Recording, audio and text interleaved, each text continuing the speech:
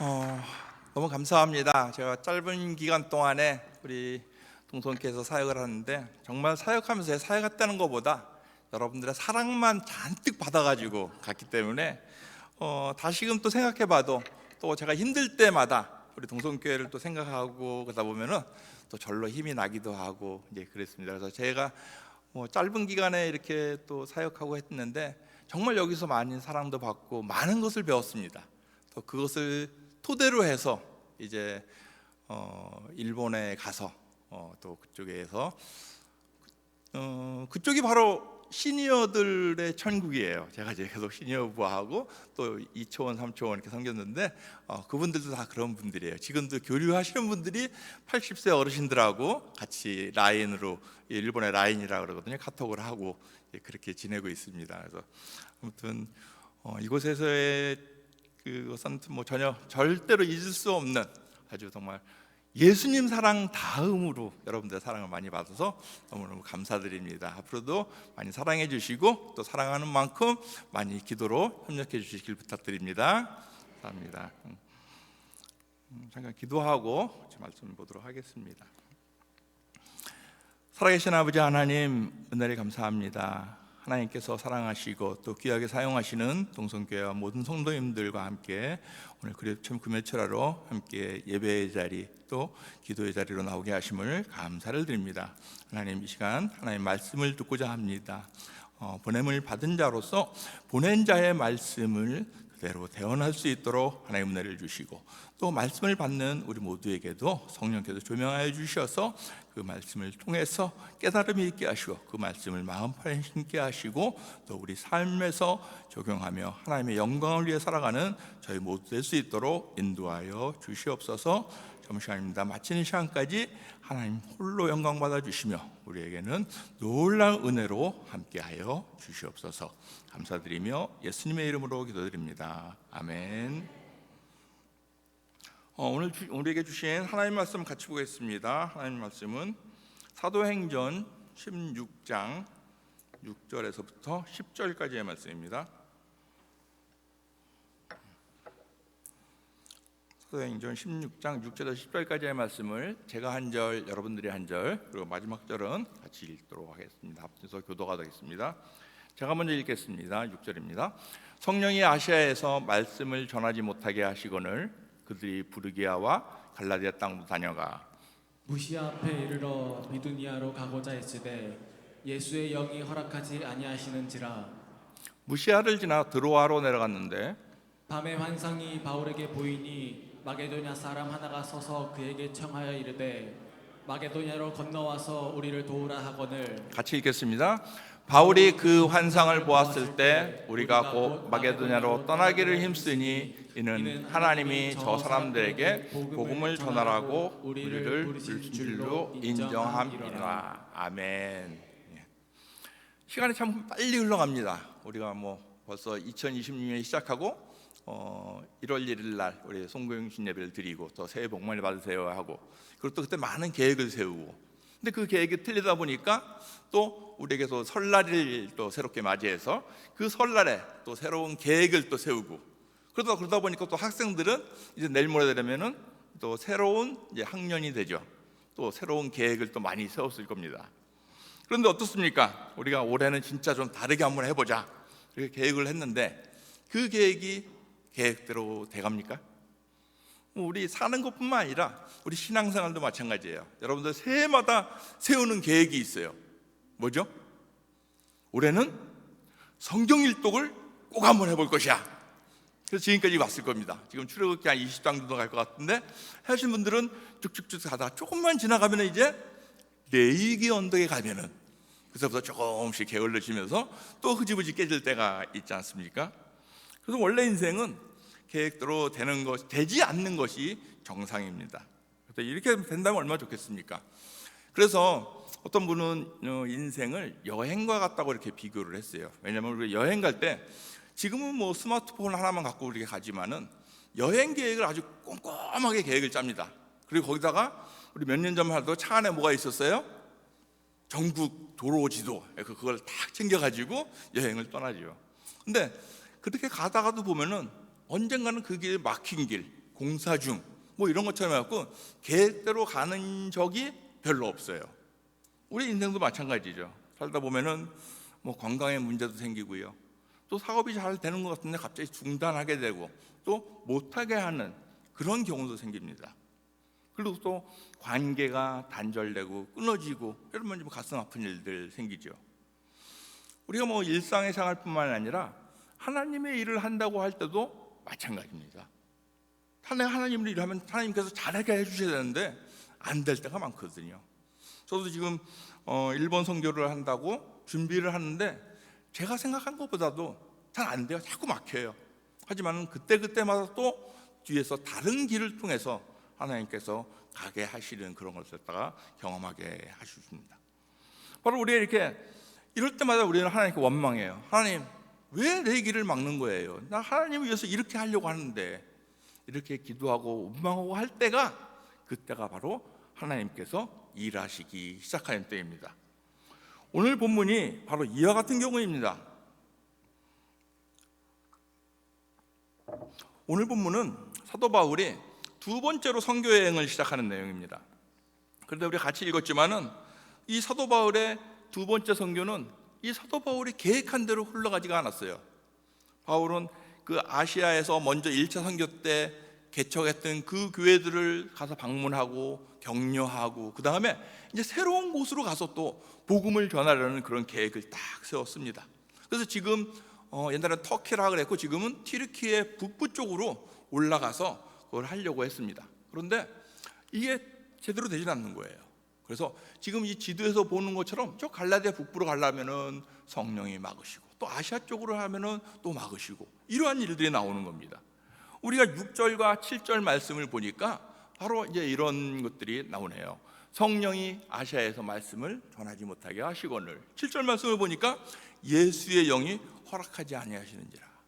아니, 세상 끝날까지 이르러 너희는 내 복음을 땅 끝까지 전하라 해서 그렇게 했던 사도 바울이 선교 여행을 나갔는데, 다른 사람도 아니고 다른 것도 아니고 성령께서 막으시고 또 예수의 영이 막으신다는 거예요.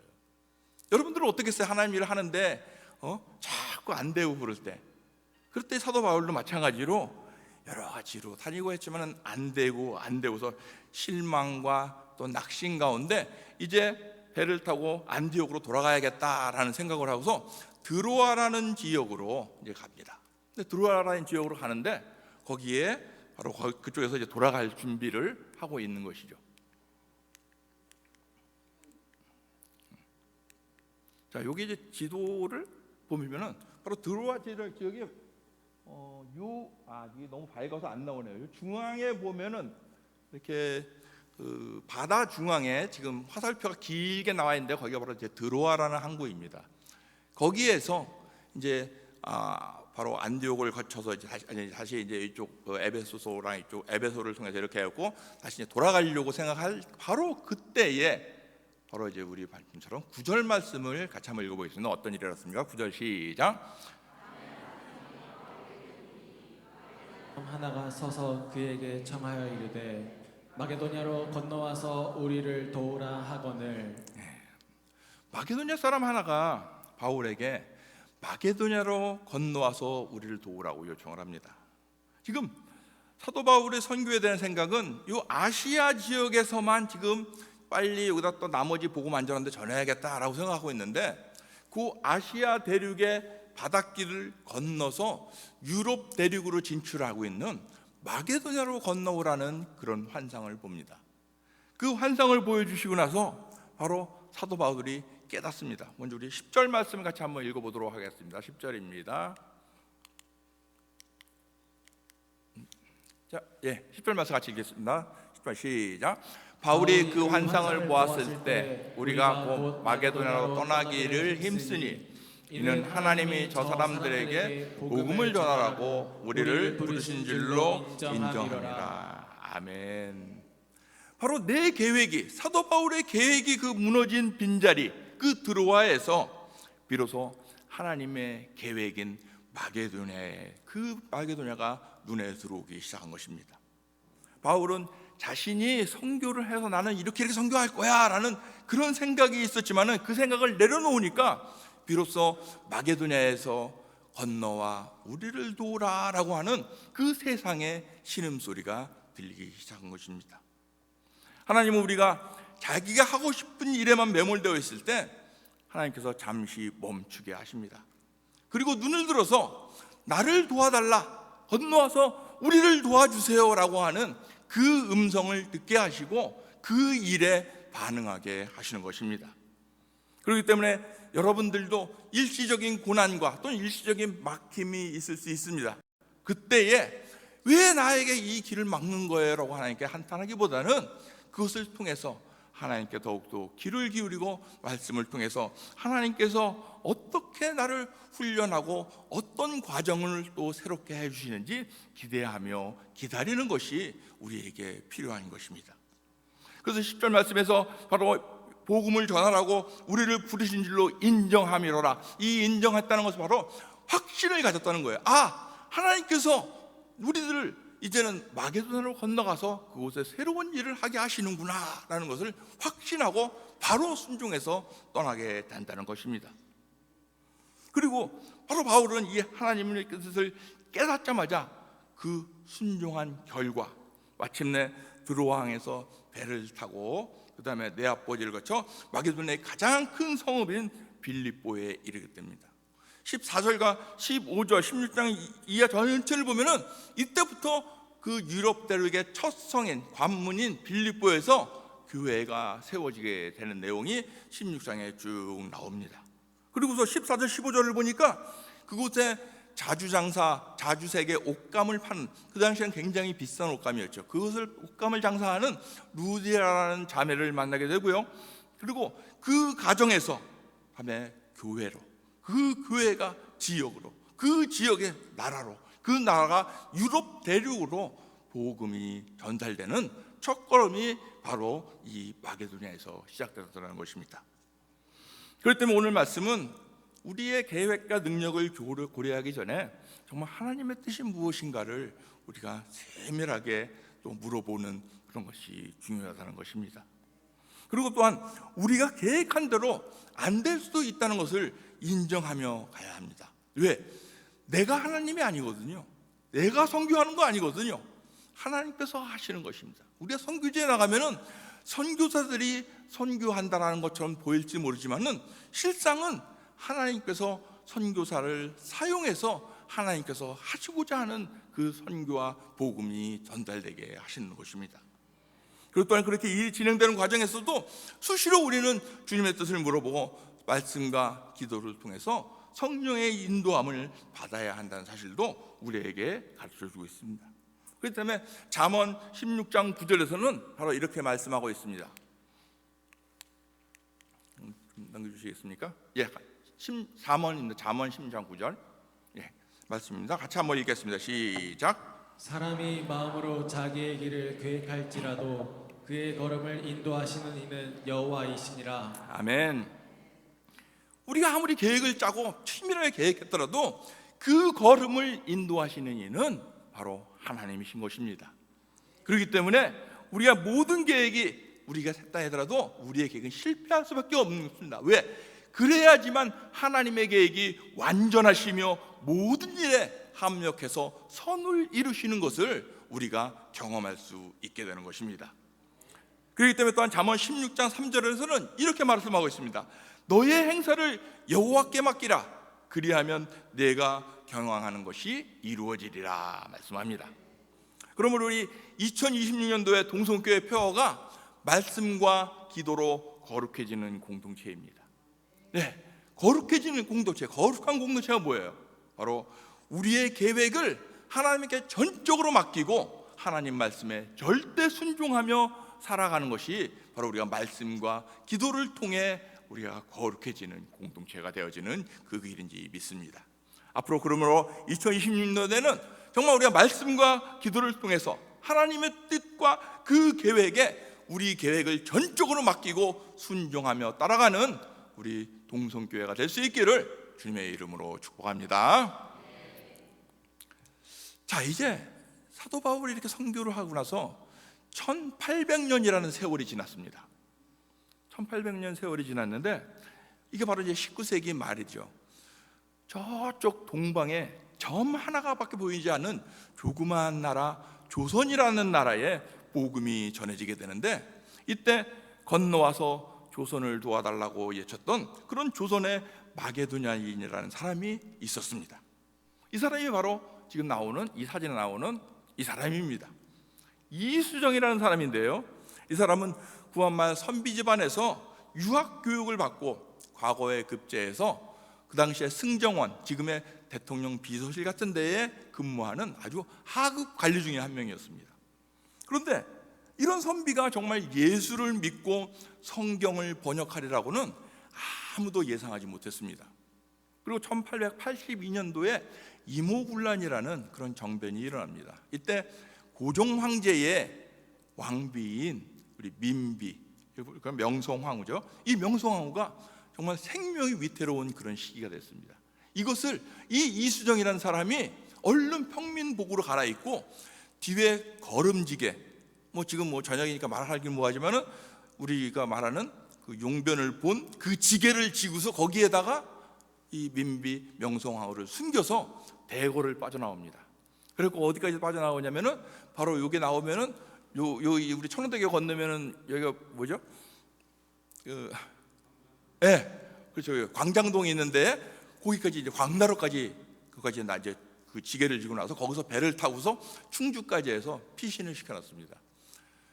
죽었는지만 알았던 이 명성황후가 그렇게 해서 살았다는 걸 들으니까 고종 황제가 어떻겠습니까? 이 이수정을 어떻게 대하겠어요? 큰 상을 내려서 정말 많은 그 높은 관직으로 그렇게 승진을 시키려고 했습니다. 그런데 이 이수정은 그 기회를 미뤄두고서 자기는 일본의 그 신사유람단의 일행으로 같이 건너가서 새로운 신식 문물을 배워서 조국에 우리 이바지하고 싶습니다라고 하면서 그 신사유람단을 자처하여 갑니다. 그래서 1883년에 이제 신사유람단으로 가게 됐죠. 그런데 일본에서는 이런 이수정에게 복음을 전해주려고 준비된 사람이 있었습니다. 일본 사람인데요, 쯔다센이라는 사람입니다. 이분은 미국과 유럽으로 유학을 가서 정말 선진 농업 기술을 잘 배워온 그런 그 분야의 최고의 그런 권위자였습니다. 또 한편으로는 이분은 덕망 있는 신앙인이었습니다. 그래서 이수정 선생이 이 쯔다센 박사를 찾아갔더니 가르쳐달라고 하는 선진 농업 기술보다도 복음을 가르쳐주는 거예요. 바로 마태복음에 나오는 팔복을 가서 가르쳐줍니다. 그것을 듣고서 이런 진리가 있었구나라고 깨닫기 시작합니다. 그리고서 바로 이 복음을 듣고 이 이수정이라는 사람이 1883년 바로 그 다음 해에 신앙 고백을 하고 세례를 받게 됩니다. 그리고서 쯔다센 박사와 일본계의 지도자들, 다음 사진입니다. 그리고 외국의 선교사들과 함께 지속적인 교제를 통해서 신앙이 더욱 성장하게 되었습니다. 지금 이 사진에서 보면은 다들 일본 전통 옷을 입고 있는데 한 분만 한복을 입고 갓을 쓰고 있는 분이 있죠. 이분이 바로 이수정 선생입니다. 그 옆에 양복을 입고 계신 분이 쯔다센이라는 사람이고요. 그 뒤에가 또 일본에서 굉장히 일본의 그에게 지도했던 우찌무라 간조라는 사람들. 그 당시에 정말 기독교인의 그 시작하는 때에 아주 거물들과 같이 교제를 했던 그런 분들입니다. 그리고 이제 이수정 선생은 이때 도쿄 외국어 대학에서 조선어를 가르쳤습니다. 그래서 그러면서 또 외국의 선교사들이 들어온 사람들하고 같이 교제를 하다가 미국의 선교사, 성경을 번역하는 루미스라는 선교사들과 교제하다가 그러면은 한문 성경을 한글로 보기 쉽게 한번 번역을 해야겠다. 근데 전체를 다 할 수는 없으니까 마가복음만 번역을 하기 시작했습니다. 그 마가복음을 하면서 이렇게 이제 그 준비를 했는데, 무엇보다도 이 이수정이라는 사람이 우리 초기 한국 선교의 중요한 일을 한 것은 이런 것뿐만 아니라 미국 선교사들을 조선으로 불러들이는 일입니다. 그래서 이 일을 조선의 마게도니아인이다라고 그렇게 부르는 것이죠. 그래서 이수정은 이 83년과 1883년과 84년 이 2년 동안에 일본에다가 편지를 쓰는데 그 편지를 번역을 해서 미국에 있는 기독교 잡지에 2군데에 실리게 합니다. 그리고 이제 그것을 갖다가 많은 사람들이 보게 하죠. 바로 이런 내용입니다. 미국 사람들이여, 조선에 선교사를 보내주시오. 조선은 아직도 선교의 문이 닫혀 있어 문명의 혜택을 받지 못하고 예수님을 모르는 채 어둠 속에서 가난과 질병에 시달리며 불쌍하게 살아가고 있습니다. 조선에 선교사를 보내주시오 라고 편지를 썼습니다. 이 이수종의 편지는 미국의 젊은 신학생들이 주목을 하기 시작했습니다. 그리고 그들의 마음을 조선으로 향하게끔 그렇게 생각했습니다. 그 중에서 한 분의 선교사 지원생이 이런 고백을 했습니다. 저는 해외 선교에 나서려고 하는데 어느 선교지로 가야 할지 모르고 아직 주님께 기도하고 있는데 이 편지를 보고서 하나님께서 나를 조선이라는 곳으로 파견하는구나 라고 해서 이 호소를 읽고서 그렇게 생각하게 됐습니다 라고 고백을 했습니다. 이분이 바로 누구냐면은 지금 세브란스 병원, 지금 연세대학교를 세우신 언도우드 박사님이십니다. 언도우드 선교사님이 바로 이 이수정이라는 사람의 편지를 받고서 조선의 선교사로 올 수 있게 된 것입니다. 그래서 1885년 초에 또 우리나라의 배제학당을 세우신 아펜젤로 선교사님과 함께 같이 요코하마의 이수정에 있는 일본으로 옵니다. 그곳에 와서 이 이수정 선생에게 조선어를 배우고 또 조선의 당시 정치 상황과 여러 가지 문화들을 배우고 그해 4월 5일 날 바로 제물포를 통해서 우리나라에 이제 선교사로서 정식으로 입국을 하게 됩니다. 그때 입국할 때 그들의 양손에 4,000부가 되는 마가복음이 번역된 마가복음이 한글 성경이 들려져 있었습니다. 그래서 이 사진 한번 보세요. 바로 이분이 언도우드 박사님과 그리고 아펜젤러 박사님. 그 이분들이 오시는 1885년 4월 5일 이날이 바로 또 부활주일이었습니다. 근데 이로부터 140년이 지난 2026년 4월 5일이 부활주일입니다. 그래서 뭐 그런 날짜에 그런 갈지를 모르겠지만은 어쨌든 이분들이 들어와서 정말 이 어둡고 그리고 영적으로 아무것도 없는 이런 조선의 복음의 씨앗이 뿌려지게 된 것입니다. 그처럼 이수정 선생은 성경을 번역했을 뿐만 아니라 이런 어두운 조선 땅에 선교사를 불러서 복음의 역사가 시작되도록 그렇게 하나님께서 준비하신 조선의 마게도니아인인 것입니다. 그렇지만 이수정도 처음의 계획은 이런 일을 할 거라고는 전혀 계획하지 않았습니다. 하지만 하나님께서 일본으로 오게 하셨지만은 그곳에서 전혀 다른 일을 통해서 하나님께 쓰임받은 당시 파견받은 선교사가 아니지만은 선교사보다 더 선교사다운 일을 해서 이 조선에 복음이 씨앗을 뿌려지게 했다는 것입니다. 자, 이제 이렇게 볼 때 우리 한국 교회는 분명히 일본 교회의 복음의 빚진 자가 되었습니다. 그런데 우리에게 이렇게 복음이 전해질 수 있도록 통로 역할을 했던 일본의 교회와 기독교는 지금 어떤 상황에 있겠습니까? 우리가 이 정도의 지금 부흥을 했으니까, 일본은 우리에게 복음을 전해줬으니까 더 크게 부흥이 돼서 그렇게 하고 있을까요? 그것과는 정반대의 상황입니다. 우리보다 350년 전에 먼저 복음을 전했던 이 일본인들은 지금 우리에게, 한국 교회에게 건너와서 우리를 도와주세요. 와타테키테 다스케테 구다사이 라고 하면서 우리에게 간청을 합니다. 보통 많은 사람들이 이 본문을 가지고 설교를 할 때 건너와서 우리를 도우라 라고 하는데, 제가 일본어 성경을 보다 보니까 명령이 하는 게 아니라 건너와서 우리를 도와주세요 라고 하는 간청하는 그 말씀입니다. 그래서 일본어 원서에는 와타테키테 와타시다치요 다스케테 구다사이, 뭐 구다사이라고 하는 건 일본에서 굉장히 존경을 하면서 정중하게 도와달라고 이렇게 표현을 하는 겁니다. 일본의 복음이 처음 전해진 거는 1549년 임진왜란이 일어나기 전에 예수의 신부 자비에라는 사람이 지금의 큐슈 남부에서 전도를 시작했습니다. 그래서 2년 동안 하면서 굉장히 많은 사람들이 세례를 받았어요. 그래서 1592년에 임진왜란이 일어났는데, 이 기록에 의하면은 임진왜란에 참전했던 일본 그 병사들이 중간중간에 미사를 드렸다라는 기록이 남아 있습니다. 그 정도로 일본이 이 복음화가 굉장히 빠르게 일어났던 그곳입니다. 그런데 이 임진왜란이 끝나갈 때쯤 되어서 1587년 이 도요토미 히데요시라는 임진왜란을 일으켰던 이 장본인데, 이 사람이 너무 이렇게 많이 기독교가 퍼지니까 위협을 느껴서 안 되겠다 해가지고서 선교사들은 전부 일본을 떠나라 라는 명령을 내립니다. 그러면서 그 중에서 본보기로 지금의 교토, 오사카 바로 옆에 있는데 그 당시에 수도였죠. 거기서부터 선교사님들과 그리고 또 거기 신자들 26명을 데려다가 거기서부터 800km나 떨어져 있는 지금에 있는 나가사키 니시자카 언덕이라는 곳으로 끌고 옵니다. 그래서 끌고 오면서 그 언덕에서 십자가에다가 매달아서 거기서 죽게끔 해서 순교의 형장이 만들어 버립니다. 그렇게 되면 많은 사람들이 그것을 보고서 아이고 무서워라, 예수 믿다 죽겠구나 할 줄 알았는데, 오히려 그 사건으로 인해서, 그 순교의 현장으로 인해서 그 큐슈 지역이 오히려 부흥의 불길이 일어납니다. 그래서 엄청난 부흥이 일어나는 거죠. 그래서 그 당시로 보면은 정말로 많은 사람들이 세례를 받고, 또 그 당시에 일본에서는 군데군데의 지역에 이 영주가 있었는데 이 사람들이 정말 그 크리스찬으로 되고, 그래서 심지어는 지금의 나가사키 지역이라고 있습니다. 일본의 큐슈 서남부에 가면은 우리에게는 나가사키 짬뽕으로 잘 알려져 있죠.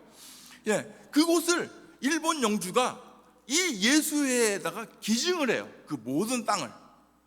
그렇게 되니까 이 일본의 도요토미 이제 도쿠가와 이에야스라는 그 새로운 정부에서 이러면 안 되겠다 해가지고 대대적인 탄압을 합니다. 그게 바로 이제 1612년에 아예 선교사 이 추방이 아니라 다 막아버리는 거예요. 금지를 시켜버립니다. 그러고서 예수 믿는 자들은 맨 처음에는 사형을 시켰는데 그 다음부터는 사형을 시켜도 오히려 예수 믿는 자들이 더 많아지니까 그 다음에 철저하게 고문을 합니다. 그리고 철저하게 색출을 합니다.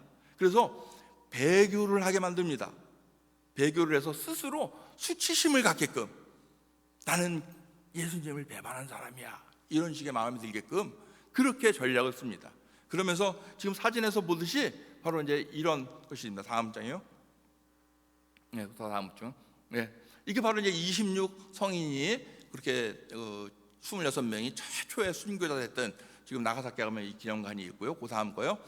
보면 바로 이겁니다. 이것이 후미에라는 것인데 저 왼쪽에 보이는 게 그 동판이에요. 그래서 예수님의 십자가 상이 있는데 이것을 밟게 합니다.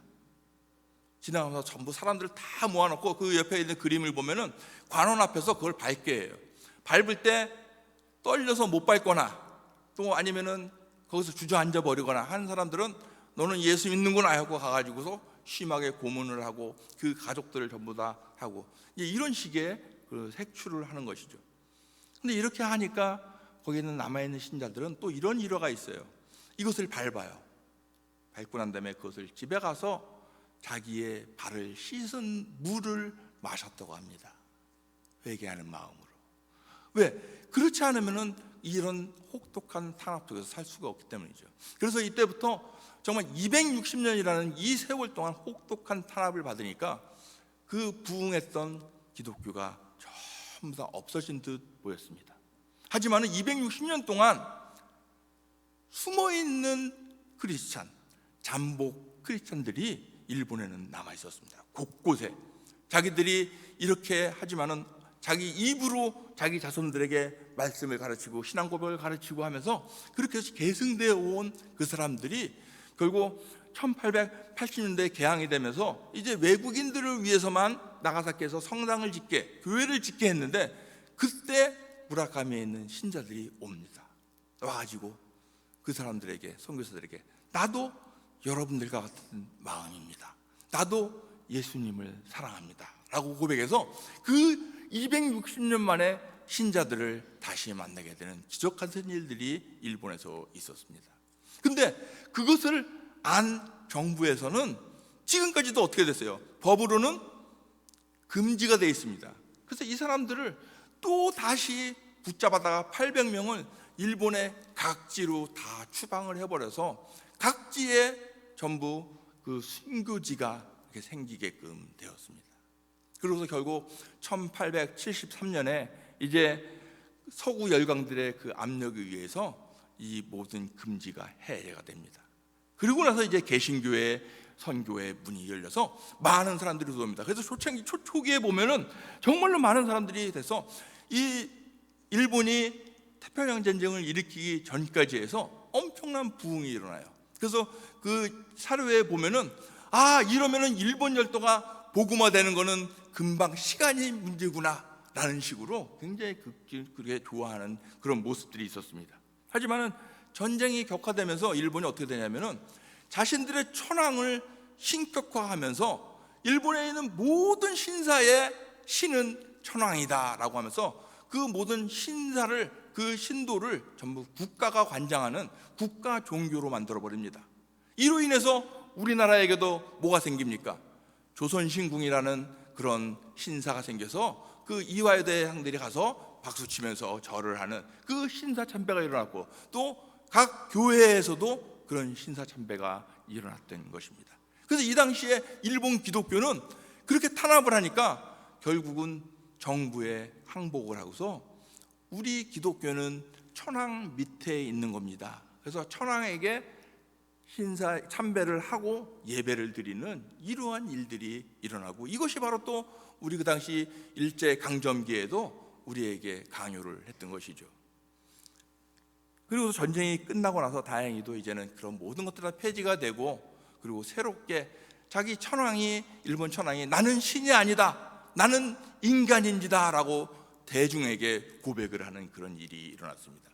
그러면서 또 서서히 이제 복음화가 점점 일어나기 시작해요. 그래서 1965년도에는 한 36만 명이라는 신자가 이제 생기기 시작했습니다. 도표를 한번 보여주시겠어요? 그래서 이렇게 다음이요. 이렇게 해서 지금 이게 해방 후부터 전쟁이 끝난 다음부터 이제 일본의 그리스도 주의인데, 그런데 이게 올라가면서 1990년에 가서 정체가 돼요. 한 70만 명, 80만 명까지 올라갔는데 정체가 돼요. 70만 명, 80만 명 그러니까 굉장히 많은 것 같이 느껴지지 않습니까? 지금 일본의 인구가 1억 2,600만 명입니다. 그 중에 지금 크리스천 기독교 신자는 50만 명에 불과합니다. 다음 그림을 한번 보여주시겠습니까? 바로 이겁니다. 그러면은 이걸 비율로 따지면은 0.4%밖에 되지 않아요. 그리고 이들의 출석 교인들이 한 교회에 15명에서 20명 정도밖에 되잖아요. 그것도 또 이제 고령화가 돼가지고 모시러 가지 않으면은 예배 자리로 나오지도 못해요. 다음 장면이요. 네. 그래서 교회는 이게 2020년도의 통계인데 한 7,700개가 있고, 교인들은 10명에서 30명 정도가 되는데, 그나마 지금 7,700개 교회에서 약 15%, 그러니까 한 1,500개의 한 1,000개의 교회가 목사님이 안 계시는 거예요. 무목교회라고 합니다. 이런 식이 되니까 이 사람들이 이제는 바로 어떻게 됐습니까? 이 모두 다 활력을 잃어버리고 성도들이 고령화와 함께 점점 더 교회가 무너지는 이런 상황이 된 것입니다. 그렇기 때문에 이제는 이대로 가면은 10년만 지나가면은 이 교회가 절반 정도 다 문을 닫게 될 것이라는 그런 예측들이 나오고 있어요. 그래서 저도 일본 선교에 대해서 제가 다행히도 40년 전에 하나님께서 저에게 대학에서 일본을 공부하게 하셨어요. 그리고 쓴 적은 없었지만은 그것 때문인지 몰라도 일본에 대한 마음이 있었는데, 그래서 일본 선교 훈련을 받고 내가 꼭 해야 되나 하는 생각했는데, 이렇게 이 현상들을 보고서 아니구나, 나라도 이제 해야 되겠구나 하는 생각이, 이 0.4%가 0.2%, 0.1%에서 흩어져 없으면은 그러면 누가 세울 것인가? 다음 세대가 일어날 때까지 어떻게든지 조금씩이라도 막아보자라는 생각으로 일본 선교회에 대해서, 또 하나님께서 그렇게 길로 이끌어 가서 이제 곧 일본으로 파송을 받게 되는 것입니다. 이 조선의 마게도라고 하는 이 이수정 선생은 정말 미국에 편지를 써서 예수의 복음을 전해줄 선교사를 보내주시오라고 했습니다. 그렇다면 이 마게도냐 같은 일본 교회는 무엇을 도와달라고 우리에게 외치는 것일까요? 초대교회 당시에 유럽은 정말 경제적으로 풍요롭고 그리고 모든 문화의 강국이었습니다. 그렇지만 또 일본도 지금의 일본은 마찬가지로 경제적으로 강국이며 또 기술과 문화의 그런 선진국이 되어 있습니다. 그리고 겉으로 보기에는 정말 도움이 전혀 필요 없는 그런 나라처럼 보이죠. 하지만 그 내면을 보십시오. 마게도냐 사람처럼 우상이 가득한 그 영적 공허함이 만연되어 있는 나라가 바로 일본입니다. 일본은 야오로즈라고 해서 약 800만의 신이 있다고 합니다. 모든 것이 그들의 신이에요. 그리고 신사가 12만 곳이 있습니다. 여러분들이 일본에 많이들 가보셨을 거예요. 가보면은 교회의 십자가나 교회 건물은 한 번도 본 적이 없을 거예요. 그렇지만 곳곳에 신사는 많이 봤을 거예요. 인구수로 비교해 보니까 인구 1000명당 한 개의 신사가 있더라고요. 우리 한국의 교회가 5만 개 정도 있다 그래요. 그래서 5천만 명의 인구를 보니까 우리나라의 이 교회도 인구 1000명당 한 개 정도가 되는 거예요. 그러니까 우리는 곳곳에 보면은 우리 십자가가 보이고 또 우리 성도님들이 있기 때문에 같이 우리는 신앙생활도 하고 이런 교회 기독교 문화에 우리 젖어 있지만은 일본에는 다들 신사 또 불사 이런 것이만 있기 때문에 교회는 찾아보기 힘들기 때문에 이분들이 교회에서 예배드리는 사람들은 정말 극소수로 정말 어떻게 보면은 이분들이 외로운 성도들이에요. 그래서 우리처럼 정말 아무것도 모르는 제가 같이 가서 예배 자리에 앉기만 하더라도 얼마나 반가워하며 격려를 받는지 모릅니다. 그 일본에서는 이런 걸 도와달라는 거예요. 너네 한국에 지금 부흥되어 있으니까 건너와서 우리와 함께 예배도 드려주고, 건너와서 우리의 그 목사님 없는 데를 맡아주고, 또 건너와서 일본 사람들은 전도를 안 하니까 너희들이 와서 전도 좀 해주면 안 되겠니?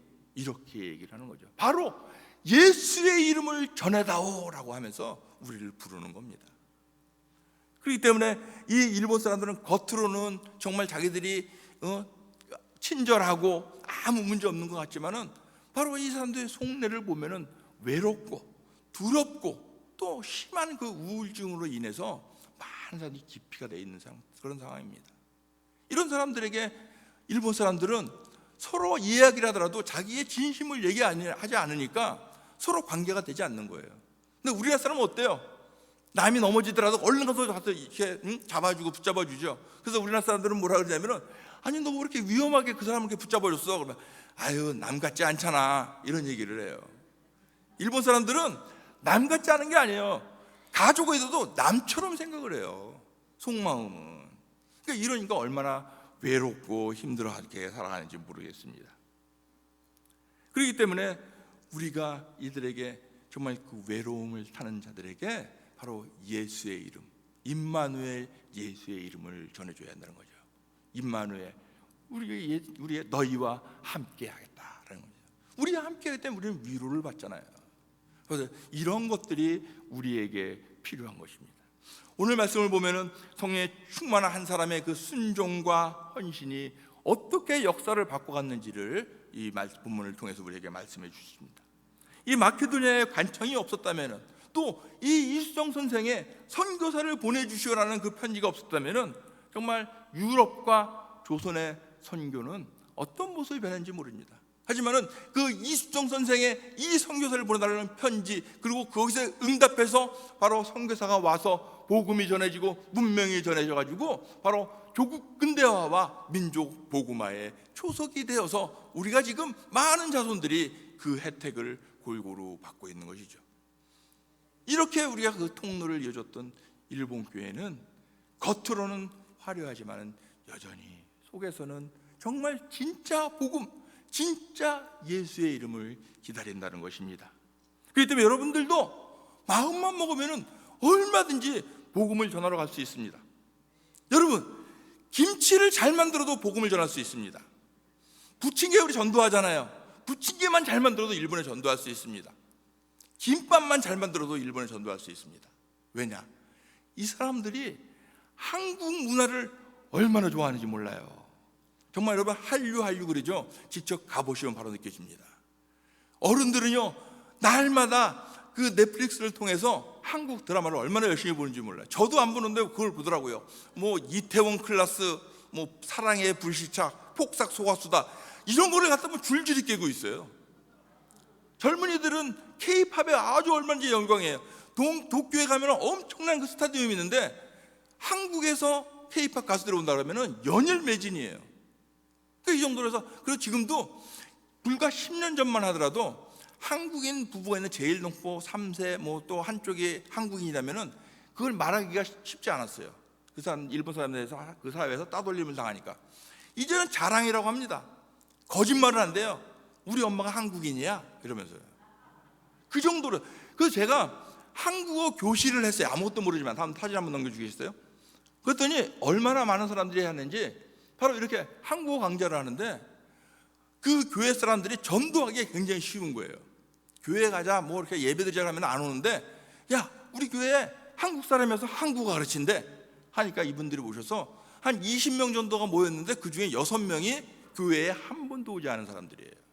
이분들이 한국어도 배우고 그 다음에 그렇게 해가지고 결국 뭐를 했냐면은 한국어 찬양, 일본어 찬양을 한국어로 부르기까지도 합니다.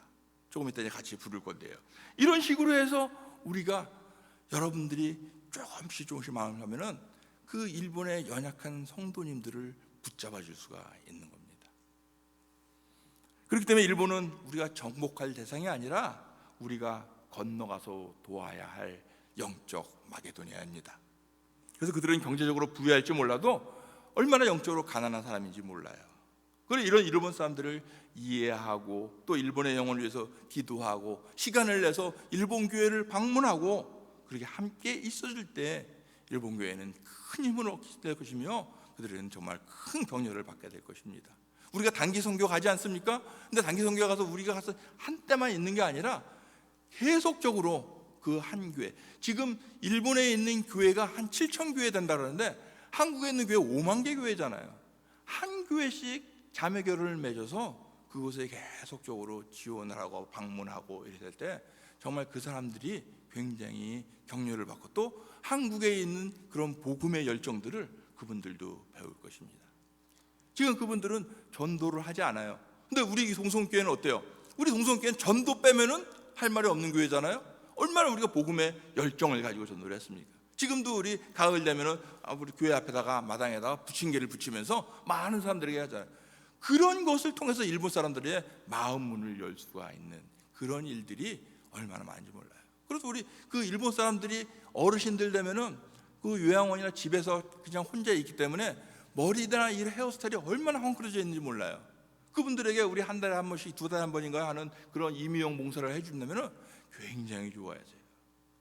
그러니까 이런 것들이 바로 우리가 할 수 있는 그런 선교라는 것입니다. 그렇기 때문에 여러분들이 오늘 우리가 함께 기도할 때에 정말 일본 땅에서 손짓하는 그 마게도냐 사람의 환상이 보여지기를 소망합니다.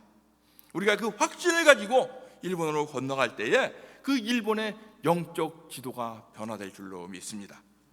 그러므로 우리 성령의 인도를 확신하고 동행하면서 정말 일본 선교라는 그 가슴 뛰는 하나님의 선교에 여러분들이 모두 함께 동참해서 하나님께 쓰임받는 우리 동성교회가 될 수 있기를 주님의 이름으로 축원합니다. 우리 이제 함께 볼 수 있는 요거가 있는데 다음 사진을 보여주셔야 돼요. 여기가 제가 이제 가서 파송 받아서 하는, 여기 협력하는 그 우레시노 교회라는 곳이고요.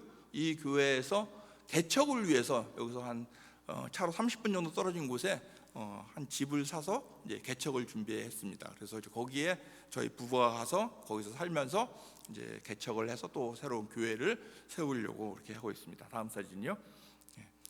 네, 이분들이 이제 지금 그 우레시노 교회 성도님들인데 이분들이 이제 이 중에서 절반은 한국어 공부를 했어요. 그 절반은 이제 안 했는데 이분들이 부르는 찬양이 아무도 본 적이 없는 이라는 찬양이에요. 아무도 본 적이 없는 그런 새롭고 놀라운 일이 지금 일본에서 일어나네 하는 그 찬양이에요. 그러니까 이분들이 하나님의 그 비전을 정말 염원하면서 그 소망 가운데 우리 일본 땅에 새롭고도 놀라운 일이 일어나기를 간절히 바라면서 이분들이 찬양을 합니다. 근데 이분들 지금 반은 일본어고 반은 한국어인데요. 한번 들어보면 1절만 한번 들어보겠습니다. 우리 찬양팀도 나오시고요.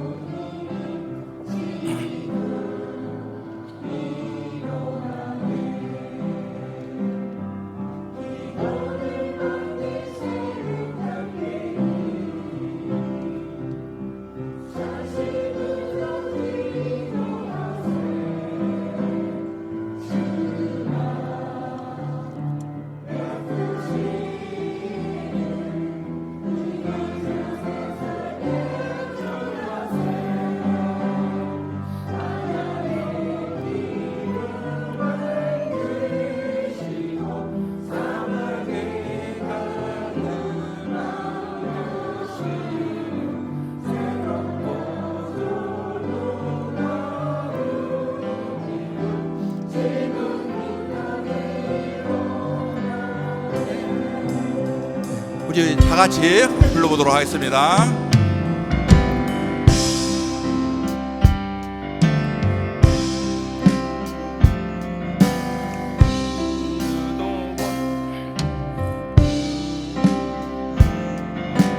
누구도 본 적이 없는 새로운 일이 지금 이 땅 위에 일어나네. 누구도 들은 적 없는 놀라운 일이 지금 일어나네. 이거는 반드시 응답되니 전심으로 기도하세. 주가 베푸시는 그일을 세상에 전하세. 광야의 강을 만드시고 사막의 강을 새롭고도 놀라운 일이 지금 이 땅에 일어나네. 광야의 길을 만드시고 사막의 강을 만드시는 새롭고도 놀라운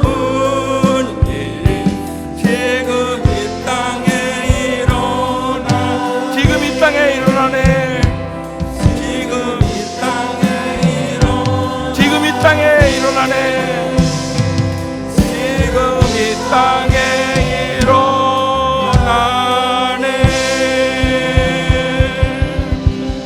아멘. 그렇게 될 줄로 믿습니다. 이제 우리 함께 말씀을 기억하면서 같이 기도했으면 좋겠습니다. 먼저 우리 1억 2천만 명의 이 영혼을 놓고 있는 이런 영적 안개가 거치도록 기도해 주시기 바랍니다. 우리 기도 제목을 한번 띄워주시기 바랍니다. 일본에 이 800만의 이 신이 있다라고 하는 그 우상의 나라입니다. 복음이 들어가도 수많은 신들 중에 예수가 그 중에 하나라고 이렇게 믿어버리는 그런 다원주의적인 혼합주의적인 사고가 강합니다. 하나님, 이 일본 영혼들의 눈을 가리고 있는 이 우상의 안개를 걷어주옵소서라고 여러분들이 기도를 모아주시기 바랍니다. 또한 우리 일본은 우리의 역사의 아픔을 잇는 그런 나라입니다. 그래서 역사의 아픔을 넘어 복음의 다리가 놓여질 수 있도록 기도해 주시기 바랍니다.